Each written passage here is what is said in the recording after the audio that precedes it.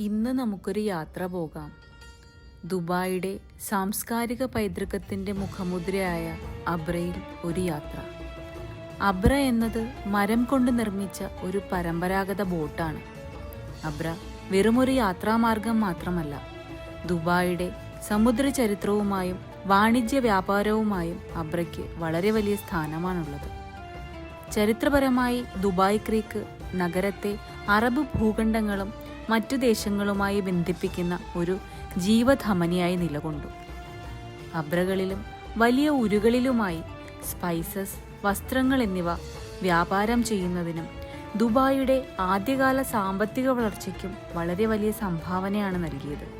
ഇതിലൂടെ പേർഷ്യയും ഇന്ത്യയും പോലുള്ള പ്രദേശങ്ങളുമായി വ്യാപാര ബന്ധം നിലനിർത്താനും സാധിച്ചിരുന്നു ആ കാലങ്ങളിൽ. നേരത്തെ പറഞ്ഞതുപോലെ അബ്രകൾ ദുബായിലെ ആദ്യകാല പൊതുഗതാഗത സംവിധാനമായിരുന്നു.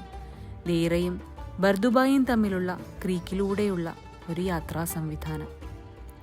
ബർദുബായിലെ അൽഗുബൈബ വാട്ടർ സ്റ്റേഷനും ദേറയിലെ അൽസബ്ക വാട്ടർ സ്റ്റേഷനും ഇടയിലാണ് അബ്ര സർവീസ് നടത്തുന്നത്. 1 ദിർഹമാണ് ചാർജ് വരുന്നത്. ഇന്നും ദുബായ് ഗവൺമെൻറ് അബ്ര വാട്ടർ ടാക്സിയായി നിലനിർത്തിപ്പോരുന്നു. അതുകൂടാതെ ഇത് വിനോദസഞ്ചാരികളുടെ ഒരു പ്രധാന ആകർഷണവുമാണ്. ദുബായ് നവീന സംവിധാനങ്ങളും നൂതന സാങ്കേതിക വിദ്യകളും കൈമുതലായുള്ള രാജ്യം. എന്നാൽ ഇന്നും പരമ്പരാഗത സാംസ്കാരിക പൈതൃകം വിളിച്ചോതുന്ന ഈ അബ്രകളെ സംരക്ഷിച്ചു പോരുന്നു.